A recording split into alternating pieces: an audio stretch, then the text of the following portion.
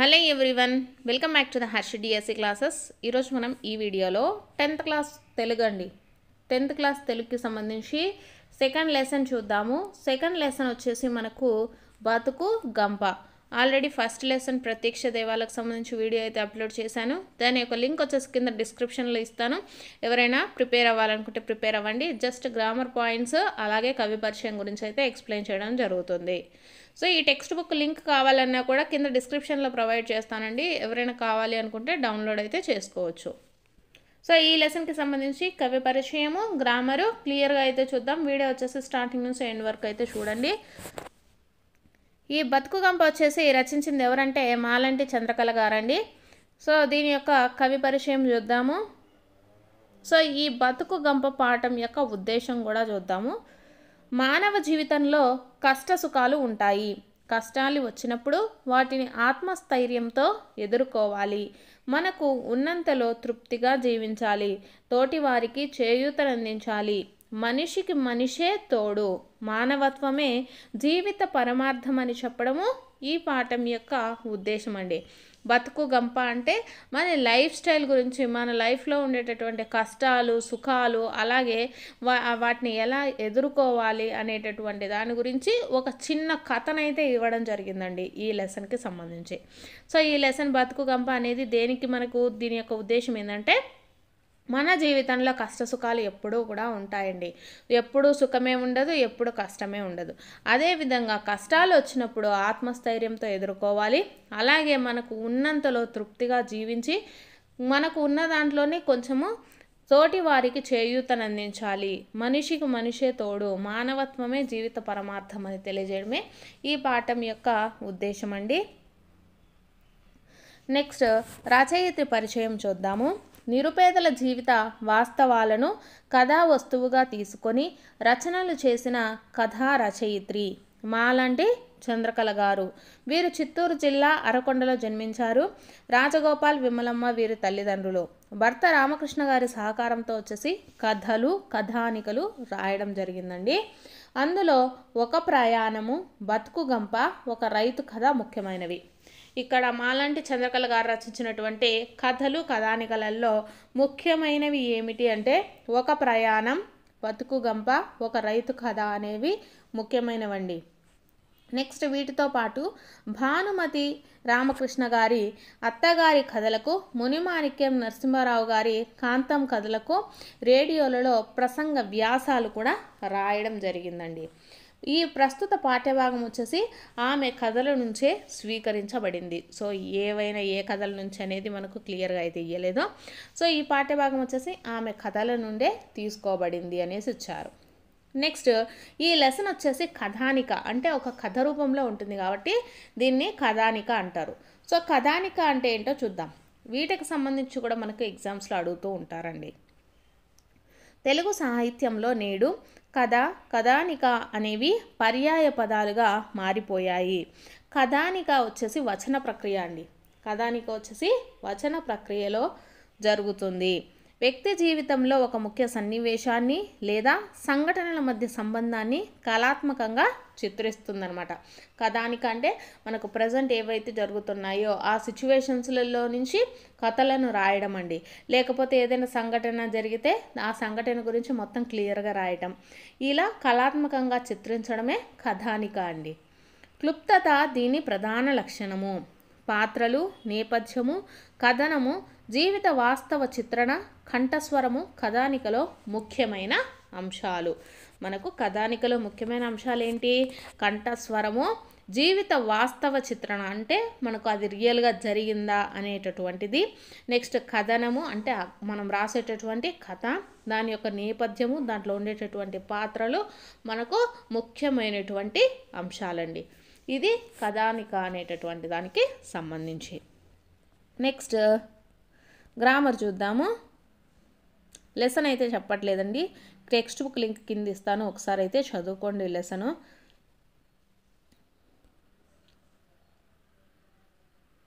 So ఇక్కడ భాషాంశాలు చూద్దాము. నేను ఇక్కడ వచ్చేసి కింద మీకు స్క్రీన్ అయితే ఇస్తానండి. దాంట్లో మీరు క్లియర్గా అయితే చూడొచ్చు. నేను ఇక్కడ చెప్పేటివి కూడా వినండి. క్రింది వాక్యాలలో ఎరుపు రంగులో ఉన్న పదాలకు అర్థాలు రాసి సొంత వాక్యాలను రాయండి అనేసి ఇచ్చారండి. ఫస్ట్ది, అతిథికి ఏ వెలితి లేకుండా చూసుకోవాలి. వెలితి అనే దానికి అర్థం వచ్చేసి లోటు అండి. వెలితి అంటే లోటు లేదా తక్కువ, లోపము ఇవి కూడా వస్తాయి. వెలితి అంటే అర్థం ఏంటి? లోటు లేకుండా చూసుకోవాలి. అతిథులకు మనకు అన్ని మర్యాదలు చేయాలి అనే అర్థం. సో వెలితి అంటే ఏంటండి? లోటు, తక్కువ, లోపము ఇవన్నీ అర్థాలు. నెక్స్ట్, నిరాశ్రయులకు ఆశ్రయం ఇచ్చి కాపాడటం మన ధర్మము. ఆశ్రయము అంటే ఆధారం అండి. ఆశ్రయం అంటే ఆధారము, అండ. నెక్స్ట్, రవి పొద్దస్తమానం క్రికెట్ ఆడుతున్నాడు. పొద్దస్తమానం అంటే అర్థం వచ్చేసి పగలంతా, ఎప్పుడూ కూడా. అలాగే దినమంతా, ఇవన్నీ కూడా అర్థాలేనండి. పొద్దస్తమానం అంటే దినమంతా, రోజంతా, ఎల్లప్పుడూ, పగలంతా అనేసి అర్థాలు వస్తాయి. నెక్స్ట్, తుఫాను బీభత్సం నుంచి ప్రజలు ఇప్పుడిప్పుడే స్థిమిత పడుతున్నారు. స్థిమిత పడటం అంటే కుదుట పడటం అండి. స్థిమిత పడటం అంటే కుదుట పడటం, భయపడటము, తృప్తి పడటము ఇవన్నీ అర్థాలు. నెక్స్ట్, మదర్ తెరీసా దిక్కులేని వారెందరికో సేవలు చేశారు. దిక్కు అంటే దిశ అండి. దిక్కు అంటే దిశ, ఆధారము, శరణము. దిశ, ఆధారము, శరణం అండి దిక్కు అంటే అర్థాలు. నెక్స్ట్, క్రింది వాక్యాలు చదివి పర్యాయ పదాలను గుర్తించి రాయండి అనేసి ఇచ్చారండి. సో ఇక్కడ సంపాదించిన సొమ్మును కొంత దాచిపెట్టడం మంచిది. ధనం అవసరానికి ఉపయోగపడుతుంది. వృద్ధి చేసిన డబ్బుతో ఎన్ని మంచి పనులైనా చేయవచ్చు అనేసి ఇచ్చారు. సో ఇక్కడ సొమ్ము అండి. సొమ్ము అనే దానికి పర్యాయ పదాలు ఏంటి? ధనము, డబ్బు. సొమ్ము అనేదానికి పర్యాయ పదాలు ఏంటి? ధనము, డబ్బు, సిరి, సంపద ఇవన్నీ పర్యాయ పదాలు అవుతాయి. నెక్స్ట్, ఈడొచ్చేసి జషం నీటిలో జీవిస్తుంది. అలాగే చేప మొప్పలతో గాలి పీల్చుకుంటుంది. మత్స్యము తోకాడించి దిశను మార్చుకుంటుంది అనేసి ఇచ్చారండి. ఇక్కడ వచ్చేసి జషం అంటే ఏంటంటే చేప అండి. జషం అంటే చేప, మత్స్యము. అలాగే మీనము అని కూడా అంటారు. మీనము, చేపను ఏమంటామండి? మీనము అని కూడా అంటారు. జషము అంటే చేప, మత్స్యము, మీనము ఇవి పర్యాయ పదాలు. నెక్స్ట్, థర్డ్ వన్ చూద్దాము. దేహం అలసిపోయేలా కృషి చేస్తే ఒళ్ళంతా చెమట పట్టి శరీర మలినం పోతుంది అనేసి ఇచ్చారు. సో ఇక్కడ దేహము, దేహము అంటే ఏంటండి? ఒళ్ళంతా, శరీరము. అలాగే కాయము, మేను ఇవి కూడా పర్యాయ పదాలు అవుతాయండి. దేహము, దేహానికి పర్యాయ పదాలు ఏంటి? ఒళ్ళంతా, శరీరము అన్న, మేను అన్న, వడలు అన్న, కాయము అన్న మనకు దేహానికి పర్యాయ పదాలే అవుతాయండి. నెక్స్ట్, ఫోర్త్ వన్ చూద్దాము. ప్రభాత వేళ పల్లె మేల్కొంటుంది. ఉదయాన్నే రైతులు పనులకు సిద్ధమయ్యారు. పొద్దుట పూట పొలాలకు వెళ్ళి పనులు చేయసాగారు అనేసి ఇచ్చారు. సో ఇక్కడ ప్రభాత వేళ, ప్రభాత వేళ అంటే ఏంటండి? ఉదయాన్నే, పొద్దుపూట అనేసి వస్తుంది. ఉదయము, పొద్దుపూట, వేకువజామున, ప్రాతకాలము ఇవి కూడా మనకు పర్యాయ పదాలుగా చెప్పచ్చండి. ప్రభాత వేళకు పర్యాయ పదాలు ఏమొస్తాయి? ఉదయాన్నే, పొద్దుట పూట, వేకువజామునే, ప్రాతకాలాన్నే ఇవి కూడా పర్యాయ పదాలు. నెక్స్ట్ వన్ చూద్దామండి. సరిపోయే ఈ క్రింది పదాలు చదివి వాటికి సరిపోయే నానార్థాలతో జతపరచండి అనేసి ఇచ్చారు. సో ఇక్కడ బతుకు, సంతానము, సంసారము అనేసి ఇచ్చారు. సో బతుకు అంటే జీవనము, స్థితి, జరుగుబాటు అండి. నానార్థాలు, బతుకుకి నానార్థాలు ఏంటి? జీవనం, స్థితి, జరుగుబాటు. నెక్స్ట్, సంతానము. సంతానం అంటే ఏంటిదండి? బిడ్డ, కల్పవృక్షము, కులము. నెక్స్ట్ది సంసారము. సంసారానికి నానార్థాలు ఏంటండి? కాపురము, కుటుంబము, పుట్టుక ఇవి సంసారానికి సరిపోయేటటువంటి నానార్థాలండి. బతుకుకేంటి? జీవనము. స్థితి, జరుగుబాటు. సంతానానికి ఏంటండి? బిడ్డ, కల్పవృక్షము, కులము. సంసారము అంటే ఏంటండి మనకు? కాపురము, కుటుంబము, పుట్టుక. సో ఇవి మనకు సరిపోయే నానార్థాలండి. నెక్స్ట్ ఇక్కడ మనకు ప్రకృతి వికృతులు ఇచ్చారు, చూద్దాము. ముఖము అంటే వచ్చేసి మోము. ఫస్ట్ ముఖముకి మోము అండి. సో లైన్స్ గీస్తాను, ఒకసారి చూడండి, లేకపోతే మీకు స్క్రీన్ షాట్ కూడా ప్రొవైడ్ చేస్తాను, ఒకసారి అయితే చూడండి. ముఖము అంటే మోము అండి, first one. Next second one చూద్దాము. పంక్తి అంటే బంతి. పంక్తికి ఏంటండి? బంతి. నెక్స్ట్ కష్టము అంటే కస్తి అండి. కష్టము అంటే కస్తి. నెక్స్ట్ మూర్ఖుడు అంటే మొరకు. మూర్ఖుడుకి వికృతి వచ్చేసి మొరకు అండి. సుఖము అంటే సుగము. రాత్రి అంటే రాత్రి. సో సరిపోయాయి కదా. సో ముఖము అంటే మోము అండి, ఆల్రెడీ మీకు తెలిసిందే కదా, ఫస్ట్ వన్. ముఖము అంటే మోము, వికృతి. పంక్తికి వచ్చేసి బంతి. నెక్స్ట్ థర్డ్ వన్ కష్టము, కస్తి అండి. కష్టానికి వికృతి కస్తి. నెక్స్ట్ మూర్ఖుడికి వికృతి పదం ఏంటండి? మొరకు. సుఖముకు వచ్చేసి సుగము. రాత్రికి వచ్చేసి రాత్రి. ఇవి వచ్చేసి మనకు ప్రకృతి వికృతి. నెక్స్ట్ క్రింది జాతీయాలను వివరించి రాయండి అనేసి ఇచ్చారండి. సో ఫస్ట్ది వీధి పాలు చేయటం.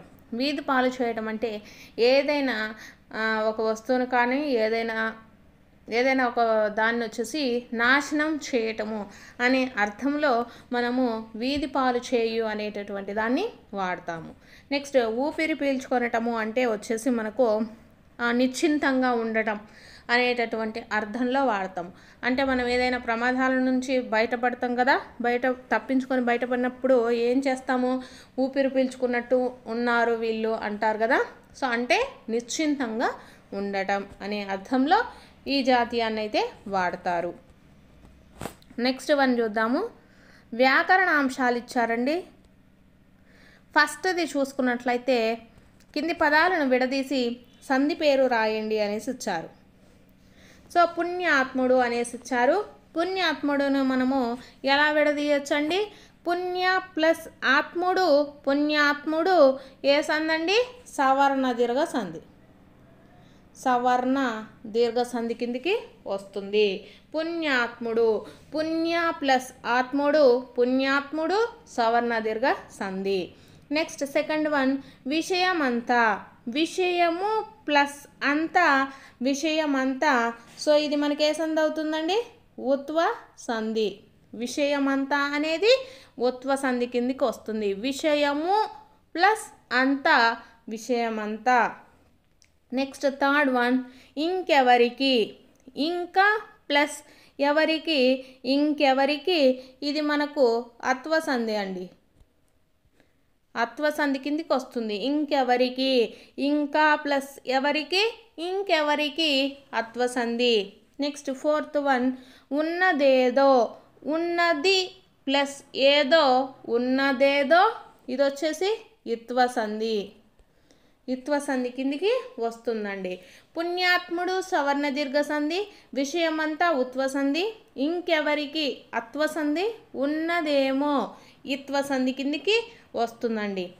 నెక్స్ట్ క్రింది పదాలు కలిపి సంధి పేరు రాయండి అనేసి ఇచ్చారు.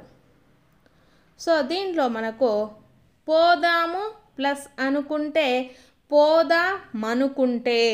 సో ఇది మనకు ఉత్వ సంధి అవుతుంది. పోదామనుకుంటే ఏం సంధి అవుతుందండి? ఉత్వ సంధి అవుతుంది. స్నానము ప్లస్ లు, స్నానాలు. సో ఇదేమవుతుంది? లూలానాల సంధి కిందికి వస్తుంది. స్నానములు అంటే స్నానము ప్లస్ లు, స్నానాలు. సో ఇది లూలానాల సంధి. నెక్స్ట్ థర్డ్ వన్ ఏమి ప్లస్ అయినది, ఏమైనది. సో ఇది మనకి ఏ సంధి వస్తుందండి? ఇత్వ సంధి కిందికి వస్తుంది. నెక్స్ట్ అక్కడ ప్లస్ అక్కడ, అక్కడక్కడ. ఏ సంధి అండి ఇది? ఆమ్రేడిత సంధి. నెక్స్ట్ జీవితము ప్లస్ అంతా, జీవితమంతా, ఇది ఉత్వ సంధి. మళ్ళీ ఒకసారి చెప్తాను చూసుకోండి. పోదాము ప్లస్ అనుకుంటే, పోదామనుకుంటే ఉత్వ సంధి. స్నానము ప్లస్లు, స్నానాలు, లూలానాల సంధి.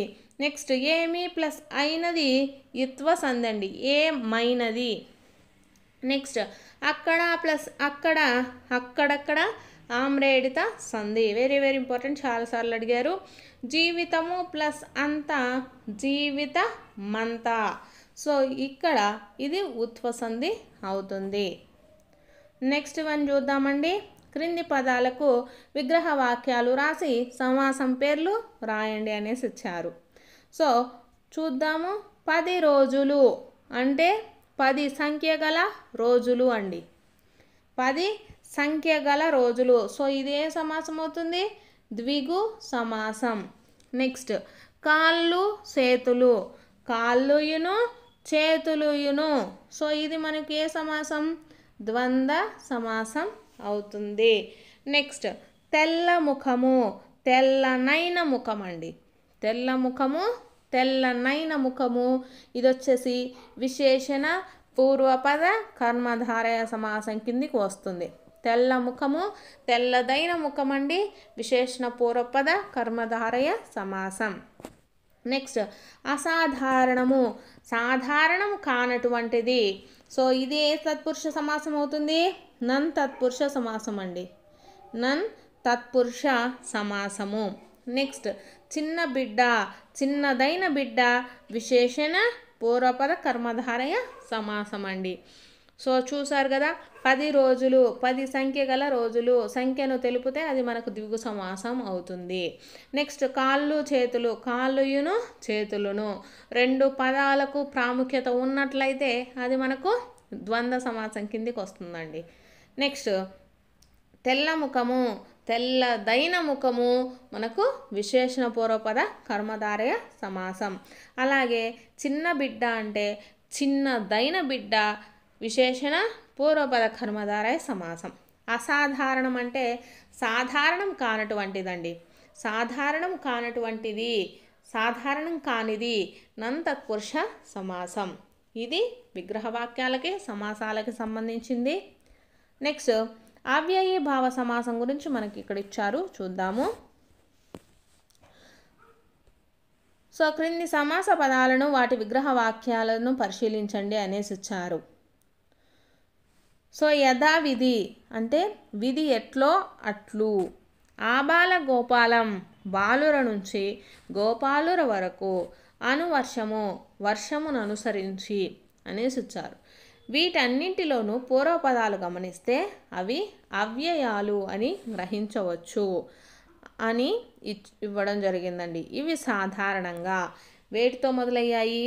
అను, యథ, ఆ, ప్రతి, సా, పరి, అప, సహ, ఉప మొదలైనవి.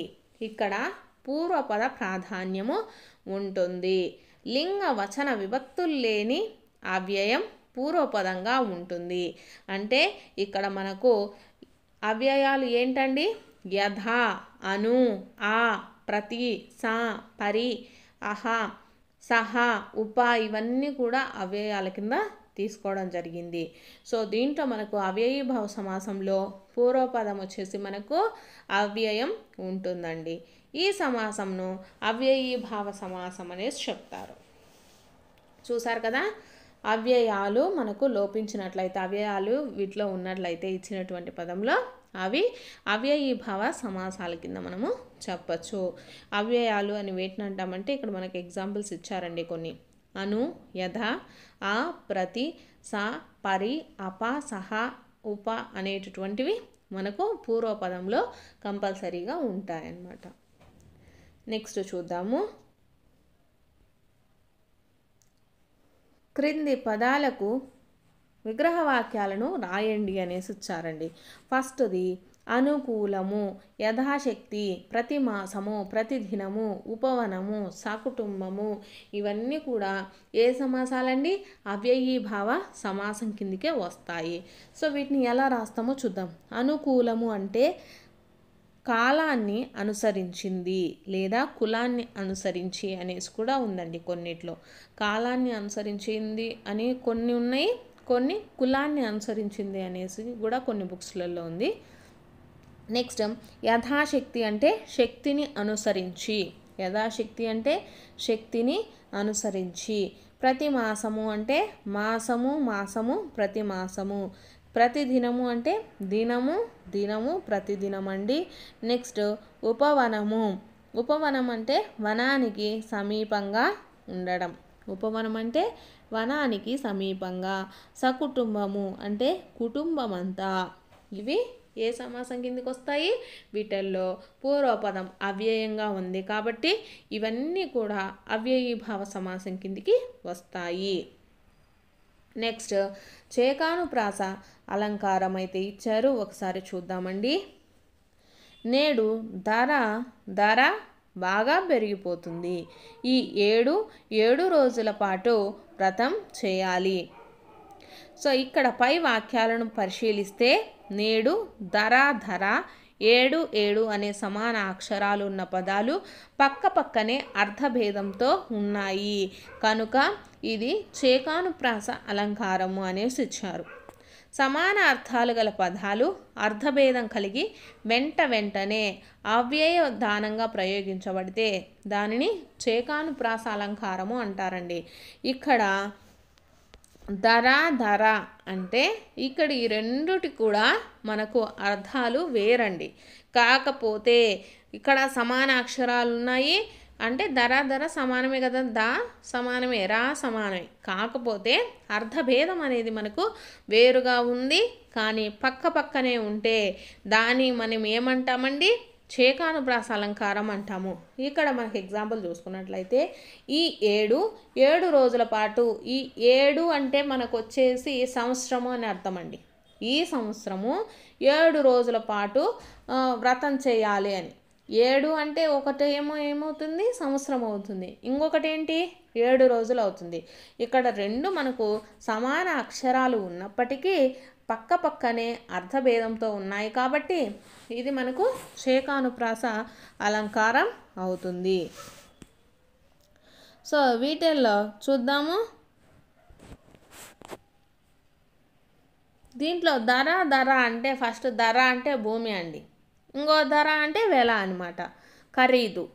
ఈ నేడు భూమి ధర అంటే నేడు భూమి వెల పెరుగుతుంది అనేసి వస్తుందన్నమాట.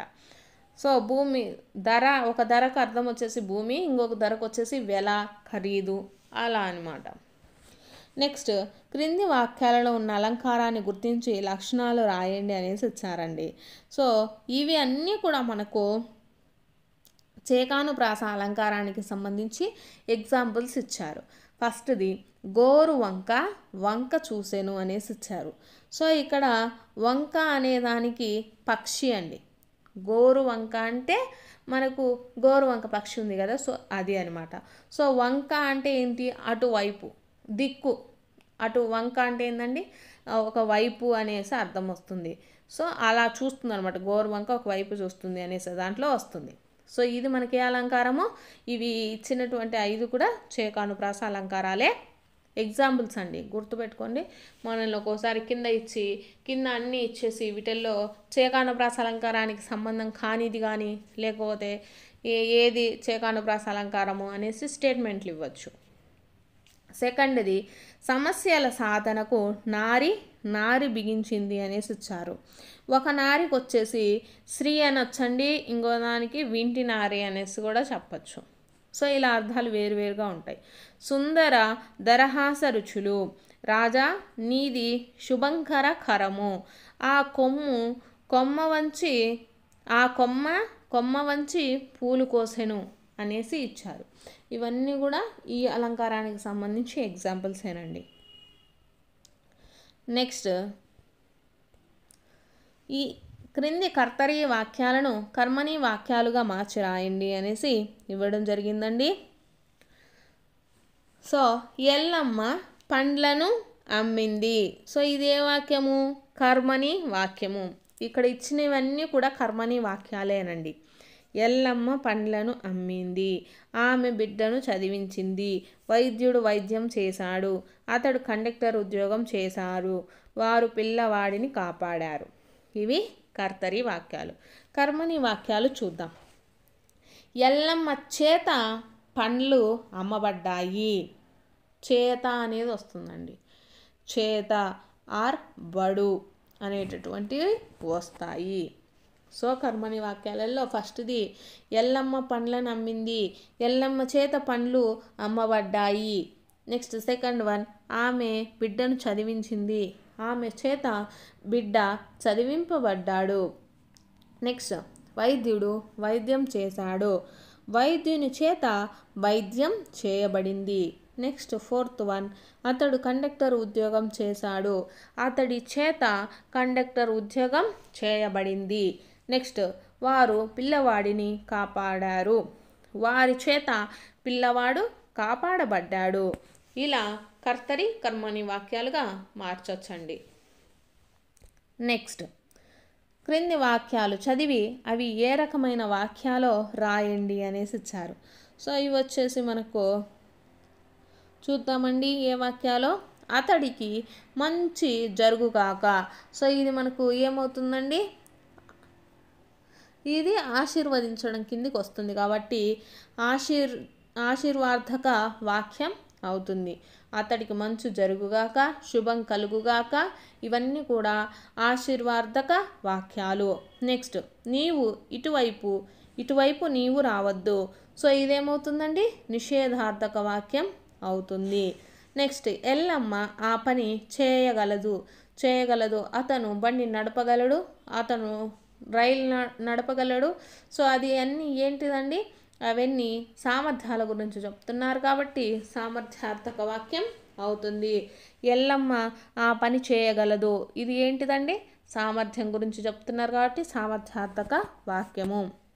నెక్స్ట్ మీరు మా ఇంటికి రావచ్చు. సో ఇదేంటిది, మనము వాళ్ళకు అనుమతినిస్తున్నాం, మా ఇంటికి రావచ్చు, మా ఇంటికి రండి అని. సో కాబట్టి ఇదేమవుతుందండి, అనుమత్యార్థక వాక్యం అవుతుంది. నెక్స్ట్ 10 రోజులుగా నీవు ఎక్కడికి వెళ్ళావు. సో ఇది క్వశ్చన్ మార్క్ ఉంది, మీకు చూస్తున్నారు కదా, క్వశ్చన్ మార్క్ ఉంటే అది ఏమవుతుంది, ప్రశ్నార్థక వాక్యము. నెక్స్ట్ అందరూ బడికి వెళ్ళండి, ఇది వచ్చేసి విద్యార్థక వాక్యం కిందకి వస్తుంది. అందరూ బడికి వెళ్ళండి. సో ఇది మనకు ఏ వాక్యం అండి, విద్యార్థక వాక్యము. ఫస్ట్ది వచ్చేసి ఆశీర్వార్థక వాక్యము, నెక్స్ట్ నిషేధార్థక వాక్యము, థర్డ్ వన్ వచ్చేసి సామర్థ్యార్థక వాక్యము, ఫోర్త్ వన్ అనుమత్యార్థక వాక్యము, ఫిఫ్త్ వన్ వచ్చేసి ప్రశ్నార్థక వాక్యము, సిక్స్త్ వన్ వచ్చేసి విద్యార్థక వాక్యం అండి. ఇవి వాక్యాలు రకాలు వెరీ వెరీ ఇంపార్టెంట్, కంపల్సరీ ఒక బిట్ అయితే వస్తుంది. నెక్స్ట్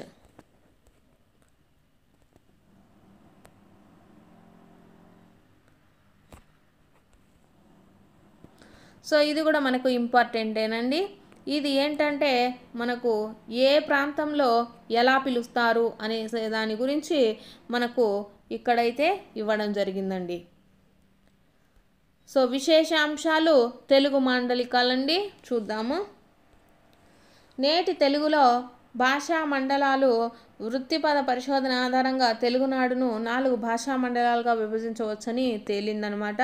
సో పూర్వమండలం అంటే కళింగ దేశము, శ్రీకాకుళము, విజయనగరము, విశాఖపట్నం జిల్లాలు పూర్వమండలం కిందికి వస్తాయండి. దక్షిణ మండలం కిందికి చూసుకున్నట్లయితే రాయలసీమ, నెల్లూరు, ప్రకాశం జిల్లాలు దక్షిణ మండలం కిందికి. ఉత్తర మండలం కిందికి చూసుకుంటే తెలంగాణ, మహబూబ్ నగర్, ఖమ్మం జిల్లాలో కోస్తా రాయలసీమలను ఆనుకున్న ఆయా భాషా మండలాలలో కలుస్తాయి. నెక్స్ట్ మధ్య మండలం చూసుకున్నట్లయితే ఉభయ గోదావరులు, గుంటూరు, కృష్ణా జిల్లాలు వస్తాయన్నమాట. ఈ క్రింది వృత్తి పద్యాలలో ఆయా మండలాలకే పరిమితమైన విలక్షణ శబ్దాలు సూచించబడ్డాయి. సో ఈ వీటికి సంబంధించి కూడా క్వశ్చన్స్ అయితే అడగచ్చండి, చూద్దాము. పూర్వ మండలం కళింగ దేశం అండి, దక్షిణ మండలం రాయలసీమ అంటారు, ఉత్తర మండలం వచ్చేసి తెలంగాణ, మధ్య మండలం, ఇతర కోస్తాలు. సో వీళ్ళు వచ్చేసి పూర్వ మండలంలో నాగలి అని పిలిస్తే వీళ్ళు నాగేలి ఆర్ మడక అని పిలుస్తారు. తెలంగాణలో నాగలి, కోస్తాలో కూడా నాగలి అని పిలుస్తారు. పేడను పేడ అంటారు. ఉత్తర మండలంలో వచ్చేసి పెండ అంటారు. మధ్య మండలంలో కూడా పేడ అనే అంటారు. సో పూర్వ మండలంలో వచ్చేసి ఉండ, దీన్ని వచ్చేసి గాను ఆర్ గాలు అంటారు. దీంట్లో ఉత్తర మండలంలో గారె, గిర్ర, పయ్య అంటారు. ఫోర్త్ వన్ వచ్చేసి చక్రం అనేసి పిలుస్తారండి. సో పూర్వ మండలంలో వచ్చేసి అనపకాయ అని పిలుస్తారు. దక్షిణ మండలంలో అనపకాయను వచ్చేసి సొరకాయ, అలాగే తెలంగాణలో వచ్చేసి అనింగకాయ అంటారు. అలాగే ఇతర కోస్తాలలో కూడా సొరకాయ అనే పిలుస్తారండి. నెక్స్ట్ గోంగూరను వచ్చేసి రాయలసీమలో గోగాకు అంటారండి. తెలంగాణలో వచ్చేసి పుండికూర ఆర్ పుంటికూర అంటారు. కోస్తాలలో కూడా గోంగూర అనే పిలుస్తారండి. నెక్స్ట్ గాబును వచ్చేసి రాయలసీమలో కలుపు, తెలంగాణలో కలుపు అంటారు. ఇతర కోస్తాలో కూడా కలుపు అనేసి అంటారు. నెక్స్ట్ రాట్నము అండి. రాట్నాన్ని రాయలసీమలో రాట్లము, మిగిలిన అన్ని చోట్ల రాట్నం అనే పిలుస్తారు. నెక్స్ట్ పునాదిని వచ్చేసి రాయలసీమలో బునాది ఆర్ గునాదరం అనేసి చెప్తాము. తెలంగాణలో వచ్చేసి బునాది ఆర్ పునాది అంటారు. ఇతర కోస్తాలు వచ్చేసి పునాది అనే పిలుస్తారు. నెక్స్ట్ చూరును వచ్చేసి రాయలసీమలో కొంతమంది చుంచు ఆర్ చూరు అంటారు. మిగిలిన అన్ని వాటిల్లో వచ్చేసి చూరే అనేసి చెప్తారండి. నెక్స్ట్ గొలుసును వచ్చేసి చిలుకు అంటారు. అంటే మనకు తాళం గొండ్లెం అంటారు కదా, సో వాటినండి. తెలంగాణలో కూడా గొండ్లెం అంటారు. ఇతర కోస్తాలలో గొండ్లెం. తాళాన్ని కొంతమంది చిలుకు అంటారు. ఎక్కడ రాయలసీమలో, తెలంగాణ ఇతర కోస్తాలలో వచ్చేసి గొండ్లెము అనేసి అంటారు. నెక్స్ట్ గుణపం అండి. గుణపాన్ని పూర్వమండలం కళింగ రాష్ట్రాలలో వచ్చేసి జిల్లాలలో గుణపం అని అంటారు. రాయలసీమలో వచ్చేసి గడ్డపార, గడారు అంటారు. తెలంగాణలో కూడా గడ్డపార అని అంటారు. సో ఇతర కోస్తాలలో వచ్చేసి గడ్డ పలుగు ఆర్ గడ్డపార ఇలా పిలవడం జరుగుతుంది. సో ఇవి మనకు మాండలికాలకు సంబంధించండి. సో వీటి గురించి కూడా క్వశ్చన్ అడిగితే అడగచ్చు కంపల్సరీగా. నెక్స్ట్ మీకు తెలుసా అనేసి ఇచ్చారు, ఇది కూడా చూద్దాము. ప్రతి ఏటా నవంబర్ 16వ తేదీన వచ్చేసి అంతర్జాతీయ సహన దినోత్సవంగా జరుపుకుంటారండి. అంతర్జాతీయ సహనా దినోత్సవాన్ని ఎప్పుడు జరుపుకుంటారు? నవంబర్ 16న జరుపుకోవడం జరుగుతుంది.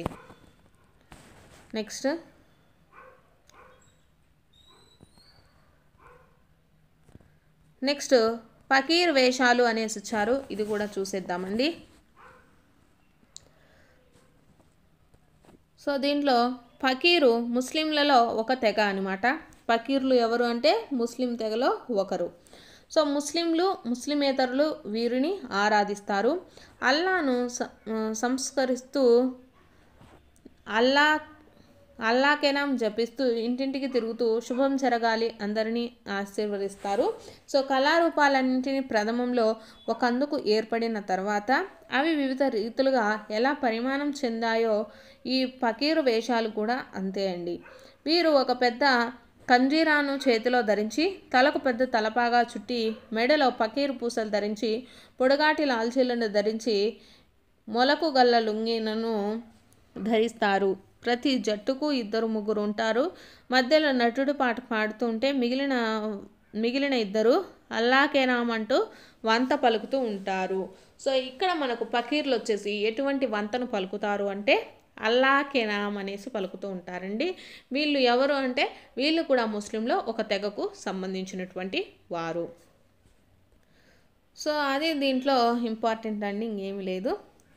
సో ఉదాహరణకు అల్లాకేనాం కోడి పంటలు చల్లగుండాలి, తల్లి పిల్లలు చల్లగుండాలి, తల్లి కొడుకులు చల్లగుండాలి అనేసి అంటూ పాడుతూ మధ్య రక్తి కొరకు కర్రతో చేయబడ్డ ఒక రకమైన కిర్రు శబ్దం వచ్చే దానిని చేతిలో ధరించి శబ్దం అయితే చేస్తూ ఉంటారు. హై స్కూల్ కాలేజీ విద్యార్థులు వారి వార్షికోత్సవాలలో ఈ కళారూపాన్ని ప్రదర్శిస్తూ ఉంటారు. ఈ కళారూపాన్ని ఆంధ్ర ప్రజా నాట్య మండలి వారు విశేషంగా ప్రచారం అయితే చేశారు. నెక్స్ట్ది దేవరగట్టు బన్నీ ఉత్సవం అండి.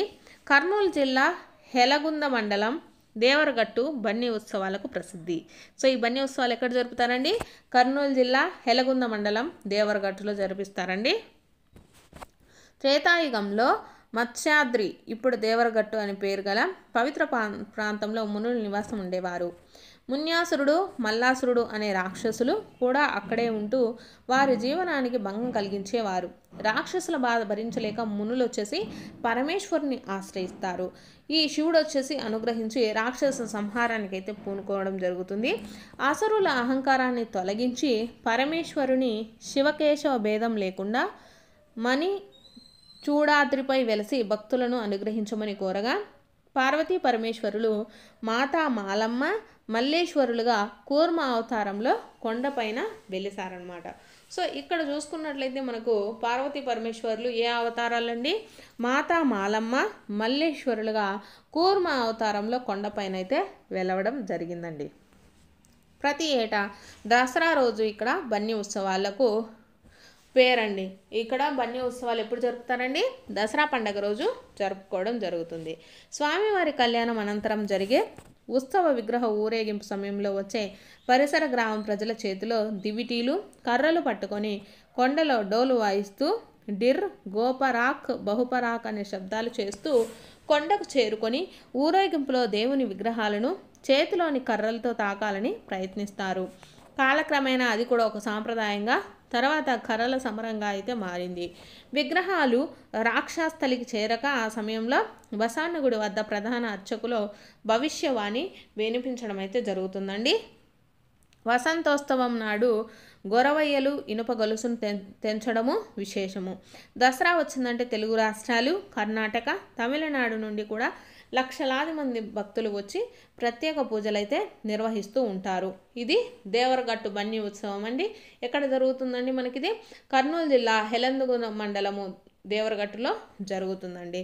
సో ఇక్కడ మనకు పార్వతీ పరమేశ్వరులు ఏ రూపంలో ఉంటారు అంటే మాతా మాలమ్మ మల్లేశ్వరులుగా కూర్మ అవతారంలో అయితే ఇక్కడ కొండపైన వెలవడం జరిగింది. ఇది వచ్చేసి దసరా రోజున జరుగుతుందండి. ఈ బన్నీ ఉత్సవం ఎప్పుడు జరుగుతుంది? దసరా రోజున జరుగుతుంది. సో ఇది వచ్చేసి బతుకు గంప లెసన్కి సంబంధించినటువంటి గ్రామరు, అలాగే దీనికి సంబంధించినటువంటి కథలు కూడా మీకు ఎక్స్ప్లెయిన్ అయితే చేసేసాను కదా. సో మీకు కనుక వీడియో నచ్చితే తప్పకుండా లైక్ చేయండి, అలాగే సబ్స్క్రైబ్ కూడా చేసుకోండి. నెక్స్ట్ వీడియోలో వచ్చేసి థర్డ్ లెసన్ అయితే చూద్దాము.